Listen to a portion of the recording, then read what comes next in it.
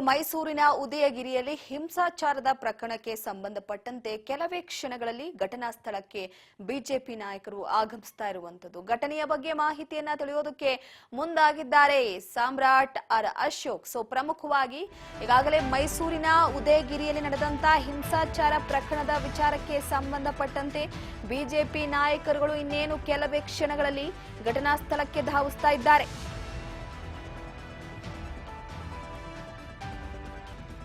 ವಿಪಕ್ಷ ನಾಯಕರ ಅಶೋಕ್ ಠಾಣೆಗೆ ಭೇಟಿ ನೀಡಲಿದ್ದಾರೆ. ಇನ್ನೇನು ಕೆಲವೇ ಕ್ಷಣಗಳಲ್ಲಿ ಘಟನೆಯ ಬಗ್ಗೆ ಮಾಹಿತಿಯನ್ನ ತಿಳಿಯೋದಕ್ಕೆ ಮುಂದಾಗಿದ್ದಾರೆ.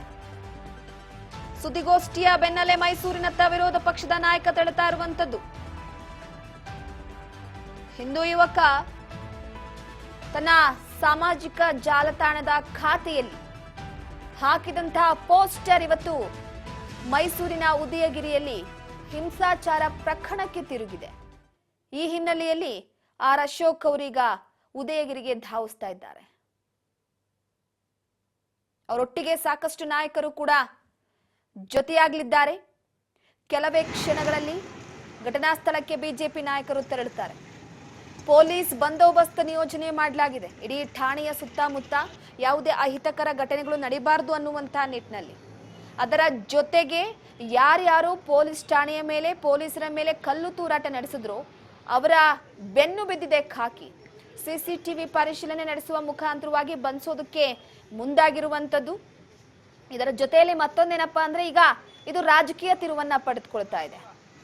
ಒಂದು ಧರ್ಮದ ನಡುವೆ ಬೆಂಕಿ ಹತ್ತಿ ಉರಿತಾ ಇದೆ. ಕೋಮು ಗಲಭೆ ಮತ್ತಷ್ಟು ಜೋರಾಗ್ತಾ ಇದೆ. ಈಗ ರಾಜಕೀಯವಾಗಿ ತಿರುಗ್ತಾ ಇದೆ ಅಂದಮೇಲೆ ಮುಗೀತು ಕತೆ. ಇದು ಸರ್ಕಾರಕ್ಕೆ ಬಿಸಿ ಮುಟ್ಟಿಸೋ ಕೆಲಸದಲ್ಲಿ ನಿರತರಾಗ್ತಾರೆ. ಅದರ ಜೊತೆಗೆ ಇಲ್ಲಿ ಹಿಂದೂ ಮತ್ತು ಮುಸ್ಲಿಂ ಅನ್ನುವಂತ ವಿಚಾರ ಬಂದಿರುವಂತಹ ಹಿನ್ನೆಲೆಯಲ್ಲಿ ಸರ್ಕಾರ ಕೇವಲ ಒಂದು ಕೋಮಿನ ಪರವಾಗಿದೆ ಎನ್ನುವ ಮುಖಾಂತರವಾಗಿ ಸಂದೇಶ ರವಾನೆ ಮಾಡೋದಕ್ಕೆ ಬಿಜೆಪಿ ನಾಯಕರು ಮುಂದಾಗ್ತಾರೆ.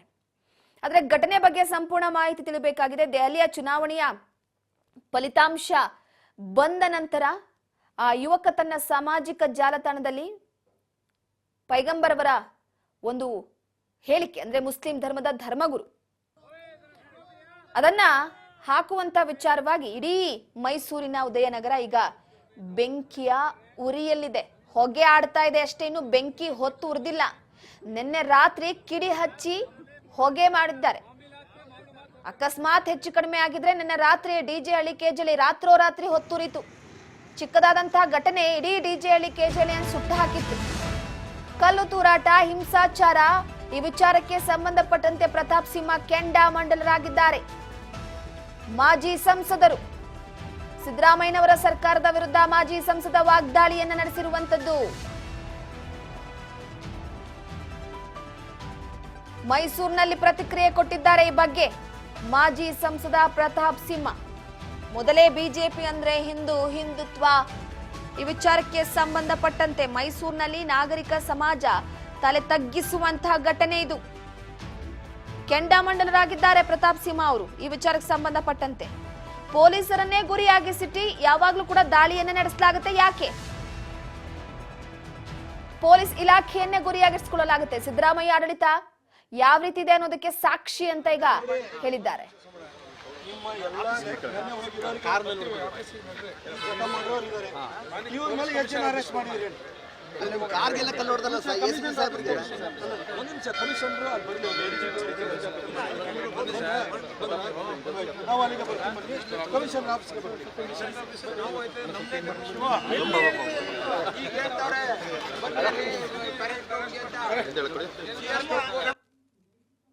ರಾಹುಲ್ ಗಾಂಧಿ, ಅಖಿಲೇಶ್ ಯಾದವ್ ಮತ್ತು ಅರವಿಂದ್ ಕೇಜ್ರಿವಾಲ್ ಅವರ 3 ಚಿತ್ರಗಳಿರುವಂತಹ ಒಂದು ಪೋಸ್ಟರ್ನ ಮಾಡಿ ಅದನ್ನು 3 ಇಡಿಯಟ್ಸ್ ಅಂತ ಹೇಳಿ ಹಾಕಿ ಯಾವುದೋ ವಾಟ್ಸಪ್ಪಲ್ಲಿ ಬಂದಂತಹ ಒಂದು ಪೋಸ್ಟನ್ನು ಇಟ್ಕೊಂಡು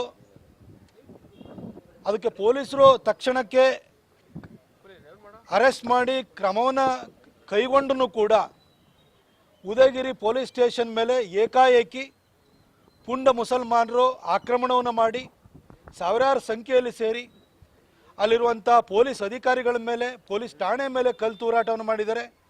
ಅಲ್ಲಿ ACP DCP ಇರ್ಬೋದು, ಕಮಿಷನರ್ ಸ್ಥಳಕ್ಕೆ ಬಂದ್ರೂ ಕೂಡ ಅವ್ರ ಮೇಲೂ ಕೂಡ ಕಲ್ಲು ಬಿಸಾಡಿದ್ದಾರೆ. ಇದು ಮೈಸೂರಿನಲ್ಲಿ ನಾಗರಿಕ ಸಮಾಜ ತಲೆ ತಗ್ಗಿಸುವ ರೀತಿಯಲ್ಲಿ ಉದಯಗಿರಿ ವ್ಯಾಪ್ತಿನಲ್ಲಿರುವಂಥ ಒಂದಷ್ಟು ಜನ ಪುಂಡ್ರು ಈ ಕೆಲಸವನ್ನು ಮಾಡಿದ್ದಾರೆ. ಈ ಘಟನೆಯನ್ನು ನಾವು ಕಡಾಖಂಡಿತವಾಗಿ ಖಂಡಿಸ್ತೀವಿ. ಇದು ಕಳೆದ ಒಂದು 15 ವರ್ಷಗಳಿಂದಲೂ ಕೂಡ ಈ ಉದಯಗಿರಿ ಪೊಲೀಸ್ ಠಾಣೆ ವ್ಯಾಪ್ತಿನಲ್ಲಿ ಪೊಲೀಸರನ್ನೇ ಗುರಿಯಾಗಿಸಿಕೊಂಡು ದಾಳಿ ಮಾಡುವಂಥ ಕೃತ್ಯಗಳು ನಡೀತಾನೆ ಬರ್ತಾ ಇದ್ದಾವೆ. ಈ ಹಿಂದೆ AK ಸುರೇಶ್ ಅಂತೇಳಿ ಒಬ್ಬಳು ಪೊಲೀಸ್ ಅಧಿಕಾರಿಯ ಕೂತಿಗೆಗೆ ಕೊಯ್ದಿರುವಂಥ ಒಂದು ಘಟನೆಯನ್ನು ಕೂಡ ಇಲ್ಲಿ ನಡೆದಿತ್ತು. ಇವತ್ತು ಮೈಸೂರಿನಲ್ಲಿ ಈ ಟಿಪ್ಪು ಸಂತತಿಯವರು ಕಾನೂನನ್ನು ರಕ್ಷಣೆ ಮಾಡುವಂಥ ಪೊಲೀಸರನ್ನೇ ಇವತ್ತು ಅವರಿಗೆ ಉಳಿಗಾಲ ಇಲ್ಲ ಅನ್ನೋ ಒಂದು ರೀತಿ ವಾತಾವರಣ ಸೃಷ್ಟಿ ಮಾಡ್ತಾ ಇದ್ದಾರೆ. ಇದು ಸಿದ್ದರಾಮಯ್ಯನವರ ಆಡಳಿತದಲ್ಲಿ ಯಾವ ರೀತಿಯ ಪರಿಸ್ಥಿತಿ ರಾಜ್ಯದಲ್ಲಿ ನಿರ್ಮಾಣವಾಗ್ತಾ ಇದೆ ಅನ್ನೋದಕ್ಕೊಂದು ದ್ಯೋತಕವಾಗಿದೆ. 2023 ಚುನಾವಣೆ ಸಂದರ್ಭದಲ್ಲಿ ಹೇಳಿದ್ದು, ಒಂದು ವೇಳೆ ಕಾಂಗ್ರೆಸ್ಸಿಗೆ ಓಟ್ ಹಾಕಿದರೆ ಸ್ಥಾಪನೆ ಆಗುವಂಥದ್ದು ಕನ್ನಡಿಗರ ಸರ್ಕಾರ ಅಲ್ಲ, ತಾಲಿಬಾನಿ ಸರ್ಕಾರ ಅಂತೇಳಿ ಇವತ್ತು ಒಂದೊಂದು ಘಟನೆಗಳು ಕೂಡ ಈ ತಾಲಿಬಾನಿ ಸರ್ಕಾರ ಬಂದಿರೋದಂತ ತೋರಿಸ್ತಾ ಇದೆ. ನಾವು ಈ ಘಟನೆಯನ್ನು ಕಡಾಖಂಡಿತವಾಗಿ ಖಂಡಿಸ್ತೀವಿ. ಪೊಲೀಸ್ ಇಲಾಖೆಯನ್ನು ಕೂಡ ಇನ್ನಾದ್ರೂ ಕೂಡ ನೀವು ಆಳುವ ಸರ್ಕಾರದ ಅಣತಿಯ ಮೇರೆಗೆ ನಡೆಯುವಂಥದ್ದನ್ನು ಬಿಟ್ಟು ನಿಮ್ಮ ಅಧಿಕಾರಿಗಳನ್ನು ರಕ್ಷಣೆ ಮಾಡ್ಕೊಳ್ಳೋದು.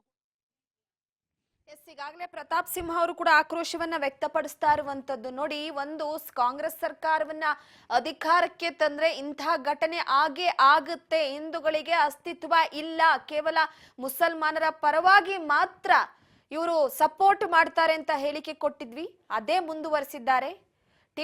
ಟಿಪ್ಪು ಸಂತತಿ ಯಾವುದೇ ಕಾರಣಕ್ಕೂ ಕೂಡ ಇವರು ಆಕ್ರೋಶನೇ ವ್ಯಕ್ತಪಡಿಸ್ತಾರೆ ಹೊರತು ಸಂಧಾನ ಅಂತೂ ಇರೋದಿಲ್ಲ ಎನ್ನುವ ಮುಖಾಂತರವಾಗಿ ಪ್ರತಾಪ್ ಸಿಂಹ ವಾಗ್ದಾಳಿ ನಡೆಸಿದ್ದಾರೆ.